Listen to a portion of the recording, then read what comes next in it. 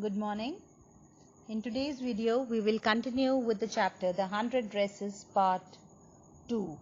So today we will start from page number 75. So till now we read that Maddie, she wanted to go to Bogan Heights to apologize to Wanda Petronsky for their behavior, for teasing her. Although she did not say anything, she was always quiet.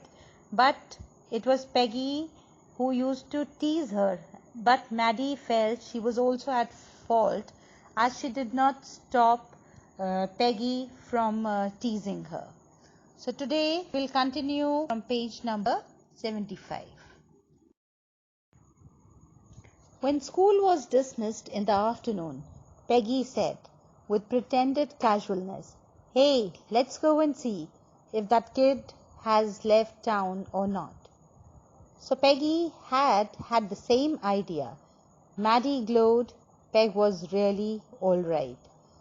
So now in this, it is given that after the school was over, so in the afternoon, Peggy told Maddie that they should go and see if Maddie is there in the town or if whether she has left the town. So Peggy also had the same idea. So Maddie was quite happy, that she was quite satisfied also at the thought, because both of them, they had the same plans of apologizing Wanda. Peggy was really all right. The two girls hurried out of the building, up the street towards Bogan Heights, the part of the town that wore a forbidding air on this kind of a November afternoon, drizzly, damp and dismal. So damp and dismal means wet and sad. So in this it is given that after, when Maddie, she came to know that both of them, they had the same plans of apologizing to Wanda. So after the school got over, so both of them, they moved towards Bogan Heights, and Bogan Heights was at a place that was Bogan Heights was quite far off also, and it is the place that was generally wet, and the atmosphere was sad and hopeless during this time of the year, that is during the November afternoon. "Well, at least," said Peggy gruffly, "I never did call her a foreigner or make fun of her name. I never thought that she had the sense to know we were making fun of her anyway. I thought she was too dumb. And gee, look how she can draw."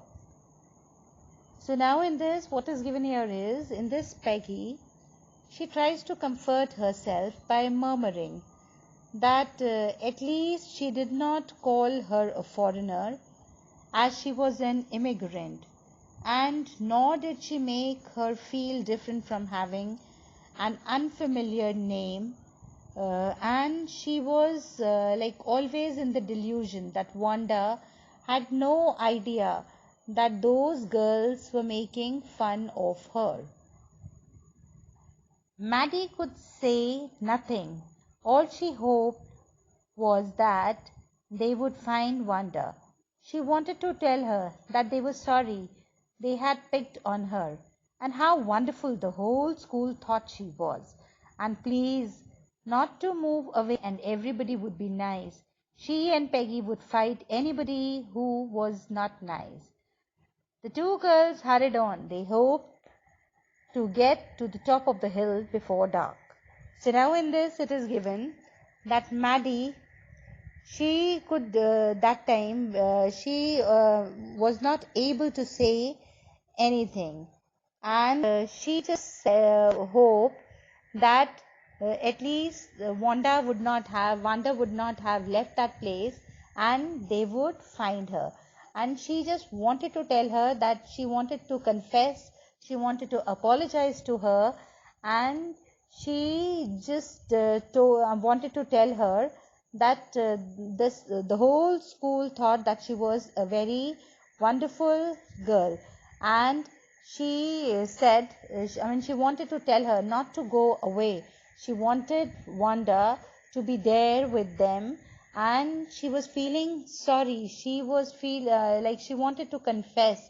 So she wanted Wanda not to move, and she just told her that she should not go away, and everybody would be nice to her, and now nobody is going to tease her.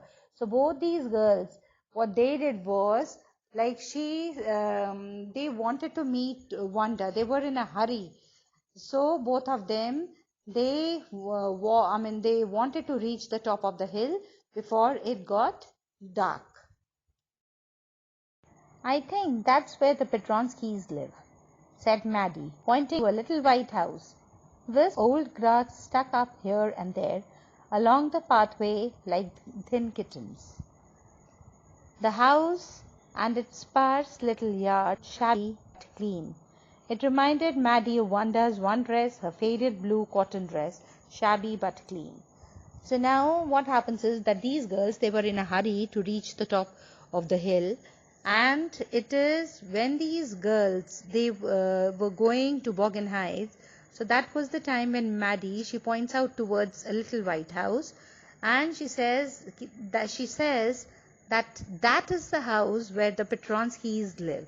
And when these people, they were going, so that time there were there were wisps of old grass that had stuck up to these girls when they were on their way to the Petronskis' house. So when these people, they saw a little white house, so it had a little yard, but it looked shabby, but the house was clean. So that was the time when Maddie, she was reminded about the blue dress that Wanda, she used to wear. So that dress, although it was a faded one, it was quite shabby, but it was always washed, it was always clean. So the house, although it had a little yard, it looked shabby, but it was very clean. So it reminded Wanda of the blue faded dress that, it reminded Peggy of the Peggy of Wanda's blue dress that she always used to wear. There was not a sign of life about the house. Peggy knocked firmly on the door, but there was no answer. She and Maddie went around to the backyard and knocked there. Still there was no answer. So now what happens is that these girls, they were expecting the Petronskis not to leave the place. So, but when these people, they reached that house, then they could make out, they could not see anyone there. So what they did was that Peggy, she knocked the door, but nobody came out, and nobody, they could not find anybody there.